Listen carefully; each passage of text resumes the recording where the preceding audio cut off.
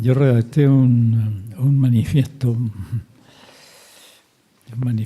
breve, una página, no. Se lo voy a leer y sobre eso voy a desarrollar algunas ideas. El manifiesto se llama Peligro y Oportunidad. Dice así: la crisis por la que estamos pasando ha sido la ocasión para que la prensa extranjera señale que en este país se dan las desigualdades sociales más escandalosas del mundo, lo cual se agrava progresivamente por gobiernos cuya orientación en ese sentido son puras medidas de mitigación con las que se pretende contentar a un pueblo cuya estrechez de vida lo mantiene en el límite de lo soportable. Ahora todos nos preguntamos cómo vamos a salir de esta crisis, pero no es esa una interrogante de fondo. Antes está esta otra: ¿cómo debemos entender lo que está sucediendo? La cual corre a parejas con esta otra. Hay en el actual equipo de gobierno la sabiduría, la cultura y la conciencia para asumir los valores que serían la base de lo que muchos llamamos ahora un nuevo pacto social. Equipo cuyos personeros siempre razonan conforme a los lugares comunes de un orden puramente económico y tecnológico, cuyos pilares son la acumulación de capital y la competitividad. Por eso todos nos preguntamos también si la agenda social del gobierno es suficiente.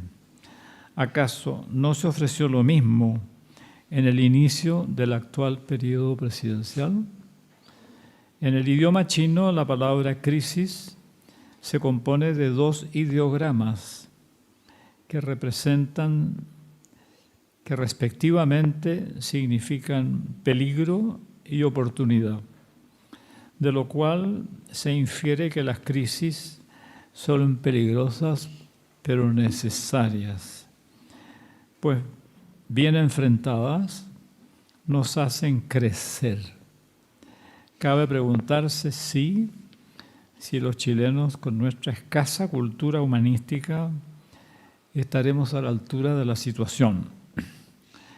Es preciso tener presente que el fenómeno social que presenciamos tiene raíces en el mundo entero. Basta saber para entenderlo que unos pocos millones de personas, entre 10 millones y 15 más o menos, detentan toda la riqueza del planeta en sus manos, contra 7.500 millones que dependemos de ellos, pues sus negocios y emprendimientos determinan en su favor la orientación de la política, la educación y la información, en tantos que la realización de sus megaproyectos contaminan por lo general y desarticulan la organización de la vida planetaria y reducen a la extrema pobreza a vastos sectores de la población mundial con un alto índice de mortalidad. Eso viene de estadísticas de la Organización de Naciones Unidas y de la FAO. Tal es la obra de un tipo humano generado por una civilización cuya religión no es otra sino la del progreso material ilimitado, la cual ha terminado anulando nuestros valores fundamentales, masificando a los pueblos conforme a una mentalidad promedio puramente utilitaria que los despoja de su sentido de trascendencia e inhibe las aptitudes superiores del alma humana. ¿Cómo ponemos fin a esto ahora para no dejar de ser humanos?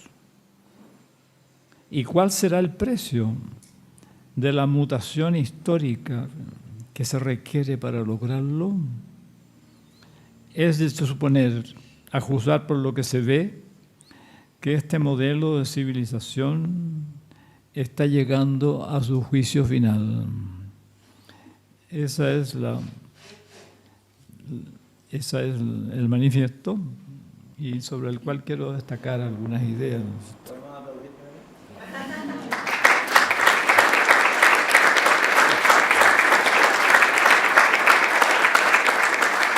Gracias. La parte final dice: esto es el resultado de la acción de un tipo humano. Habría que definir a ese tipo humano, al cual, por lo demás, pertenecemos también todos los que estamos aquí, ¿no? O sea, parte de responsabilidad es nuestra también. ¿Cómo se gestó ese tipo humano y cuáles son sus características? Me da la impresión que esto comenzó en la Inglaterra del siglo XVII, cuando el filósofo inglés Francis Bacon dijo: toda la verdad está en la Biblia. Por tanto, los esfuerzos que el hombre hace para alcanzar la verdad con sus propios recursos, todos esos esfuerzos son totalmente inútiles. Por tanto, toda la energía que gastaría en buscar la verdad por su cuenta, debe usarlas en el progreso de las artes útiles y en el comercio. Ahí nació el utilitarismo anglosajón, ¿no es cierto?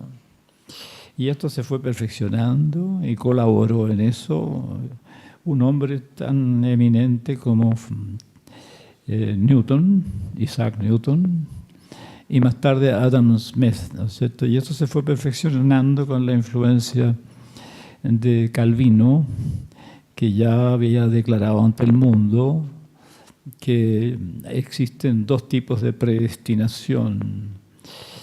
Los hombres ricos están predestinados a la salvación porque su riqueza es signo del favor de Dios. Y los pobres estarían condenados porque su miseria, su pobreza es signo de la reprobación de Dios. Y si sumamos ya lo que dice Adam Smith en el siglo XVIII, que la Gran Bretaña no es una sociedad de comunidades ni de familias, sino de individuos, nada más. Y que la actitud básica, autorreferente, egoísta, esa es la que genera riqueza. Por tanto, la solidaridad no vende. La solidaridad no es para el progreso de la nación inglesa, ¿no es cierto? Porque en el fondo todos eran teólogos. Newton era teólogo, también lo era Adam Smith y también lo era Francis Bacon. Por tanto, generar riqueza a ese precio es un mandato divino. Y el progreso de las artes útiles también es un progreso divino. Es un mandato divino. Y esa manera de pensar incluso ya ha llegado al siglo XX y XXI, ¿no? Yo escuché al decano de la Facultad de Economía de la Universidad de Chile, el norteamericano,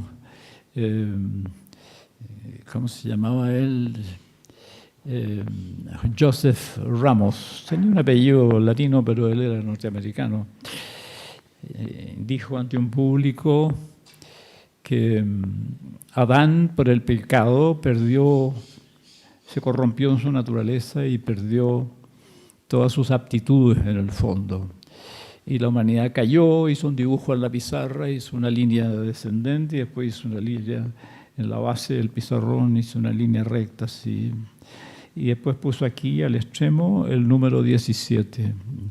Dijo, esta es la caída original por el pecado, esta línea baja es los milenios que la humanidad penó en la miseria extendida, en la precariedad.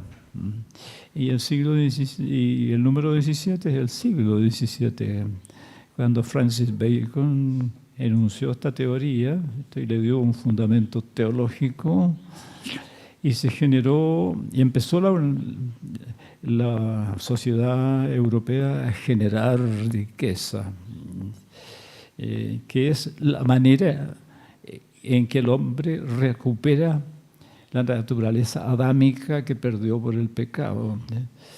Entonces, a la hora de las preguntas, yo levanté la mano y le dije, decano, dígame usted, ¿esto es un chiste suyo esto? ¿O usted cree realmente en esto? Y me dijo, es la verdad, yo creo en eso.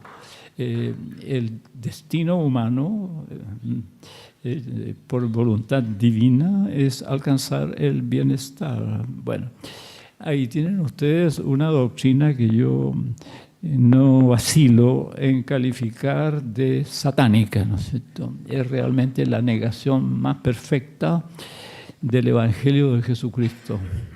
Y si la Iglesia Católica ha declarado que el comunismo es intrínsecamente perverso, ¿cómo que no se da cuenta que esta otra doctrina es también intrínsecamente perversa? Y esa es la que nos maneja a todos. Y nosotros hemos colaborado en eso también. Hemos colaborado sin darnos cuenta en esta doble peregrinación, ¿no es cierto?, de que los ricos tienen el favor de Dios y los pobres no, ¿no es cierto? Y por tanto, un gobierno inspirado por estos principios, con una facultad de economía como dirigida por ese norteamericano, cree que esto es verdad y que no es un chiste de su parte, ¿no es cierto?, haya puesto su énfasis en la economía y no en lo social, y siga funcionando con una constitución que tiene muchos enclaves autoritarios todavía de la dictadura, ¿no? Y que en el Código del Trabajo se pueda expulsar a cualquier empleado, a cualquier trabajador solamente diciendo que es el interés de la empresa, ¿no? Ya ese es el mundo en que estamos viviendo. Y esto, bueno, en Chile hay un extremo, ¿cierto?, que es una vergüenza, pero en el mundo entero más o menos hay lo mismo. Hay lo mismo. Y cualquier pelaje, ya sea de izquierda o derecha, el pueblo sigue siendo explotado en la sociedad socialista. En China hoy nunca el pueblo chino ha sido explotado con la crueldad que es explotado hoy ahora, aún peor que en la época del imperio. Entonces, claro, ¿cuál es la protesta universal en este momento? Entonces, yo viví la Revolución de Mayo 68 en París, participé activamente en ella, a pesar de ser diplomático, de tal manera que me arriesgué a que me pillaran y me pusieran en la frontera las 24 horas. Pero valía la pena el riesgo de internarme, no tanto participar en las protestas, sino informarme de qué estaba pasando, qué querían en el fondo, por qué este ingrediente anarquista tan fuerte que tuvo ese el levantamiento. Es el malestar de la cultura. Freud dice que la cultura, como estructura espiritual, social de un pueblo,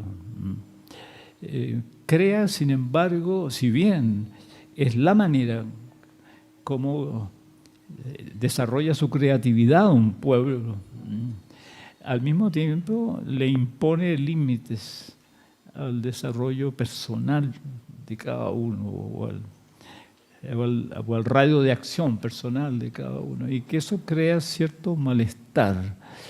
Digamos que la ley de la tribu en tiempos paleolíticos no era tan coercitiva, pero ahora, ¿no es cierto?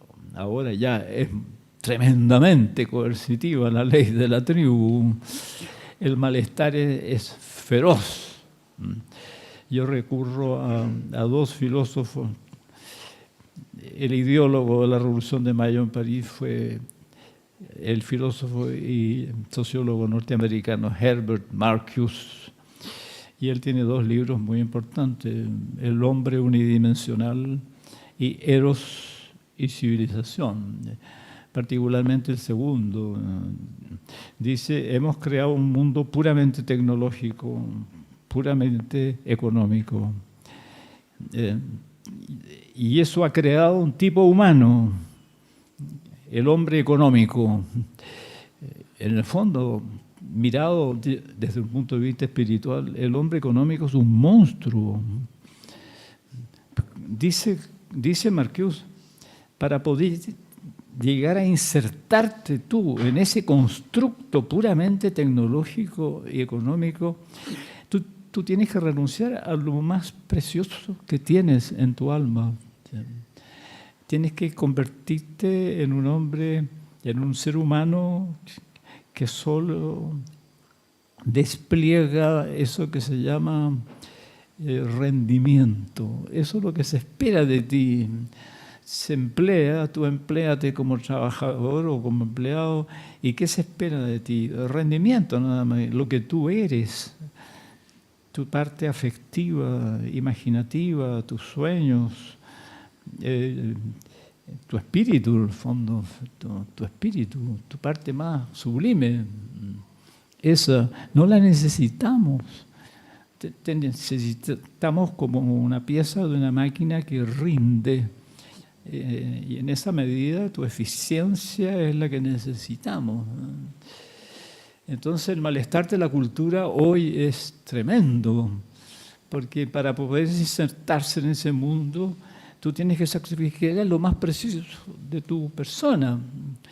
Entonces, claro, en todos estos reventones, en todas estas sublevaciones, Tiananmen en China, ¿no es cierto?, Hong Kong, mayo 18 en Francia, chalecos amarillos de Macron, ¿cierto?, y esto que ha pasado en Chile, hay un malestar tremendo, que en su forma más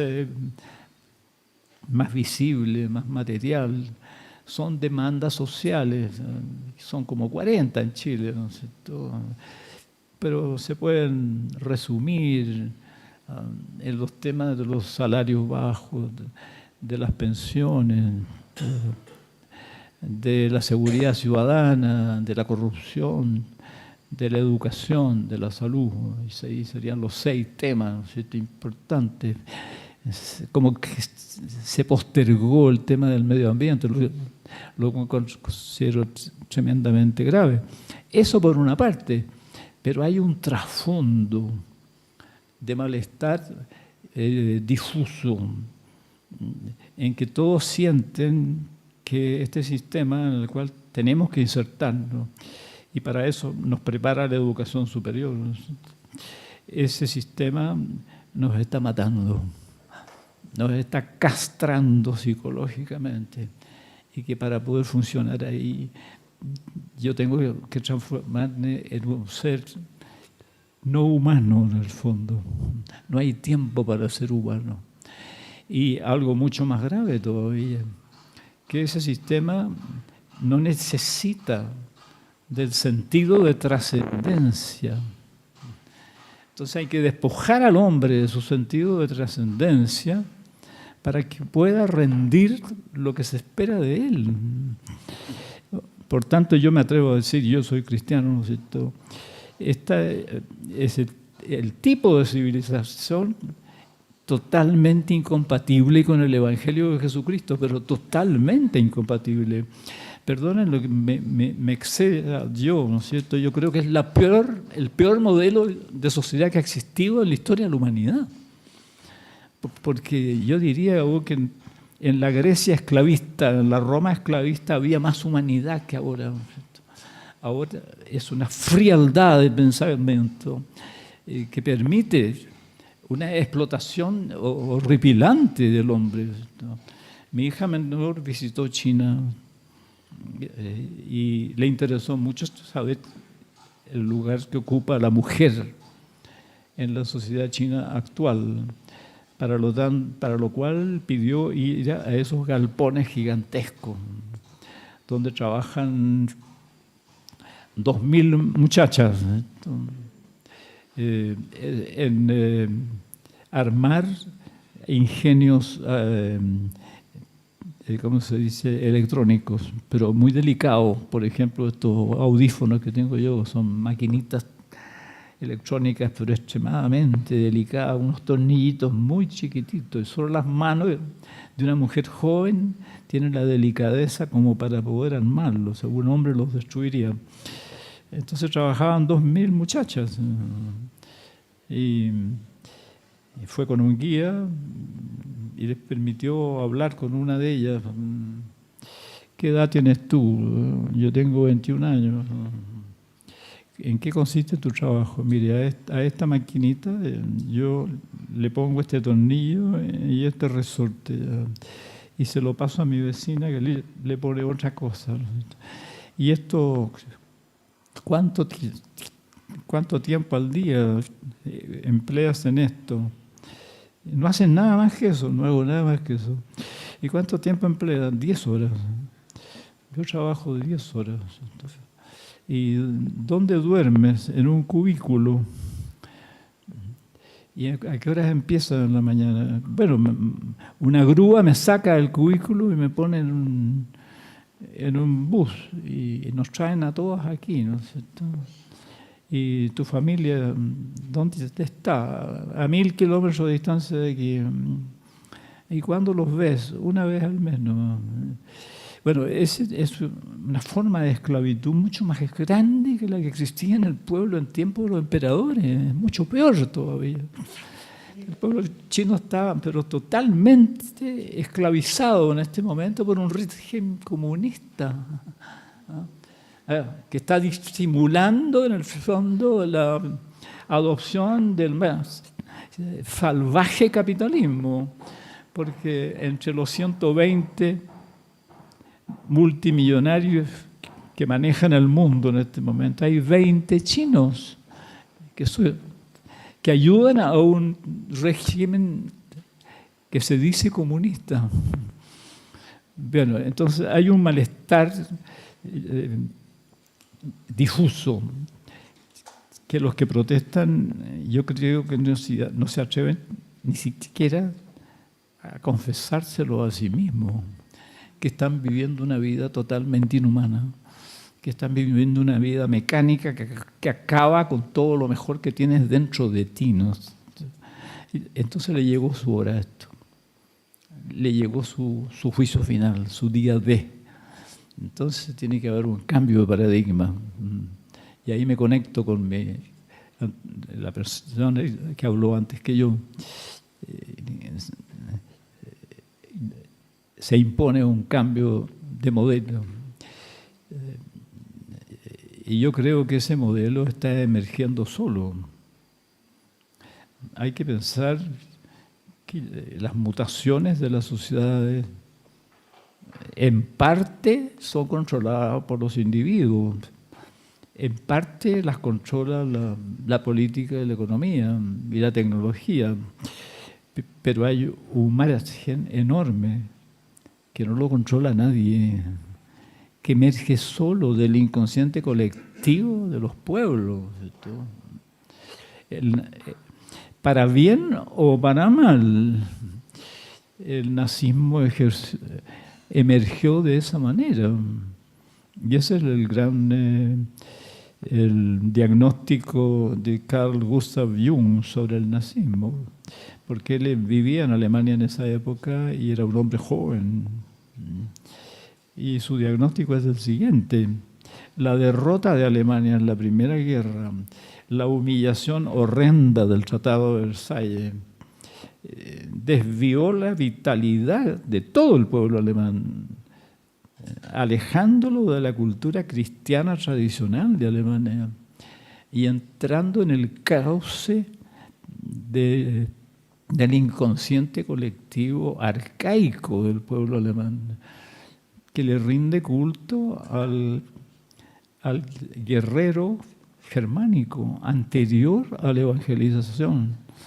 Era necesario limpiar, según el Führer y toda su camarilla, ¿no es cierto?, limpiar la conciencia del pueblo alemán de toda la base cristiana.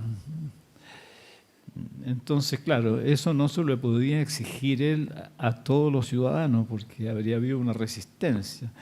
Entonces había que crear un grupo de la gente de confianza, que también los que se ocuparían de los campos de exterminio, no solo de judíos, sino también de franceses, de ingleses, de rusos, pero especialmente de judíos.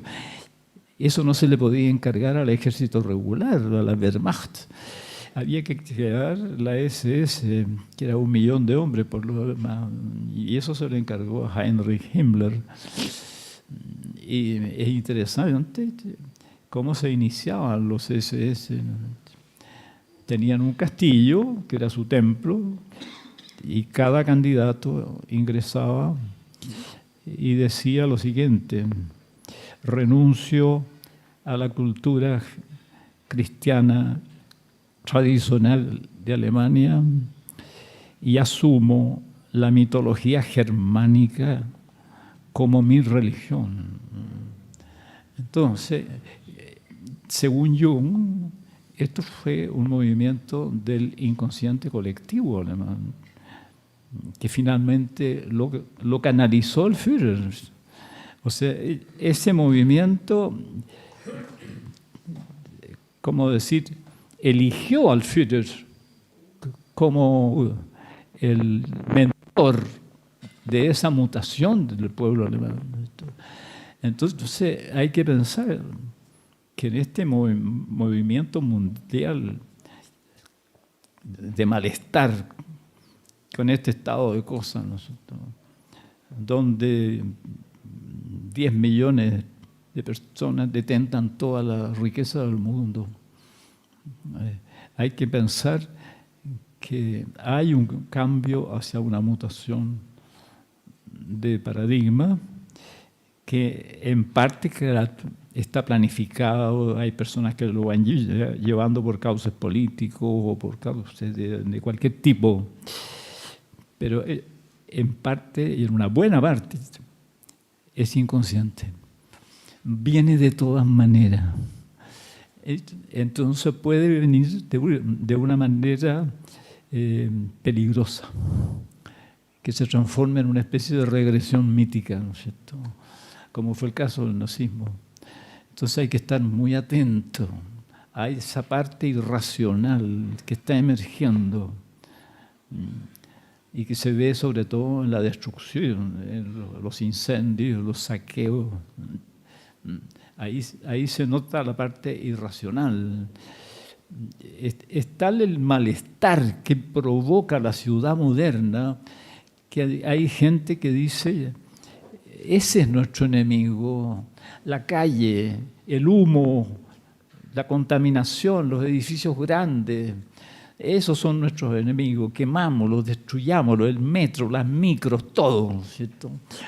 Porque eso ha creado una forma de vivir que no es humana. La sociedad industrial cayó en la desmesura. Esa desmesura la humanidad no la necesita. No necesitamos edificios de 200 pisos de alto, no los necesitamos.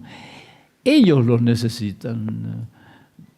Los grandes emprendimientos del mundo acumulando capital, ¿no es cierto?, y compitiendo, ellos los necesitan, pero la humanidad no lo necesita.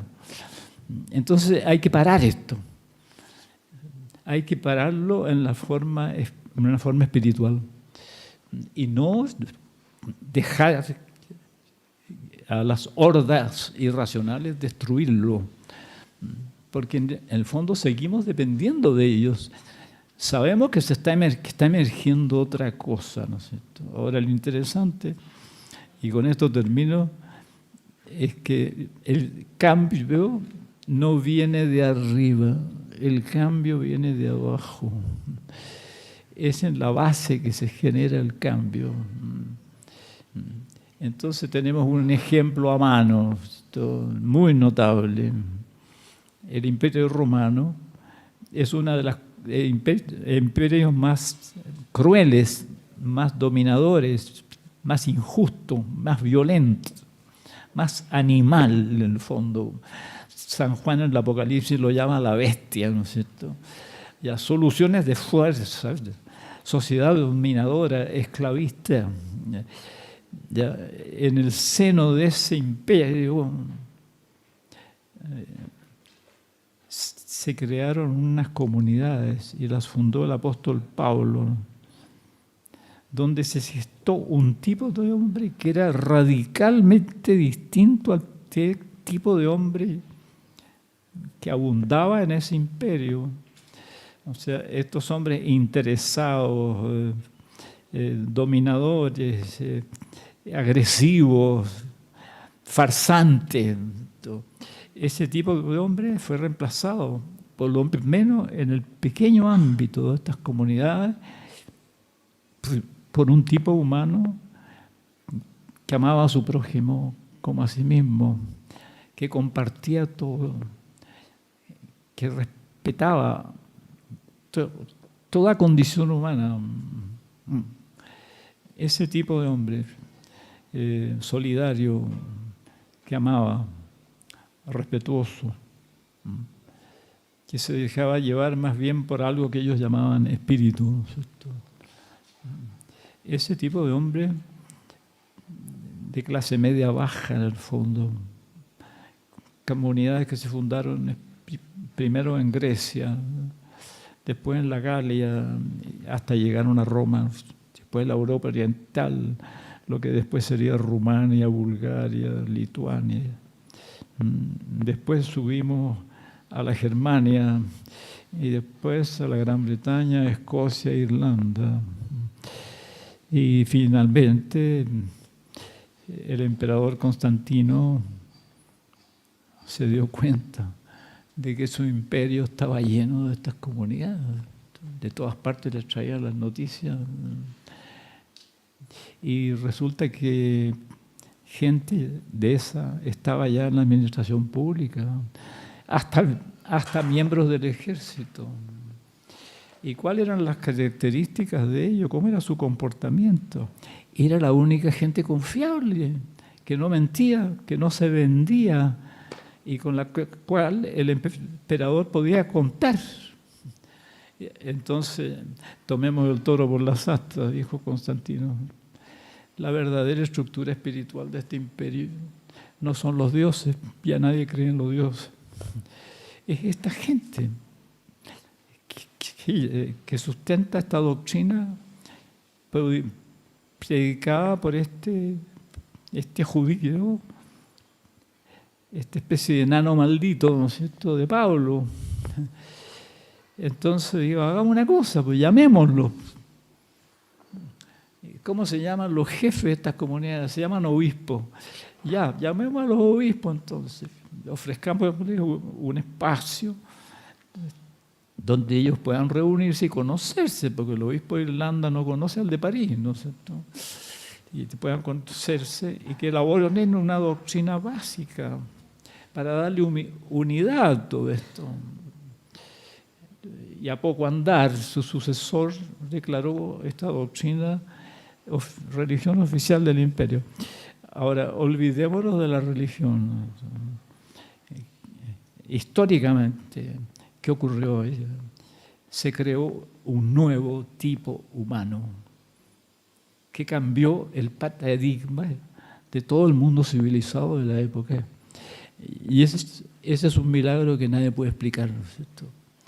Solo oigamos lo que dice el líder más importante de esto, que fue Pablo, ¿no es cierto?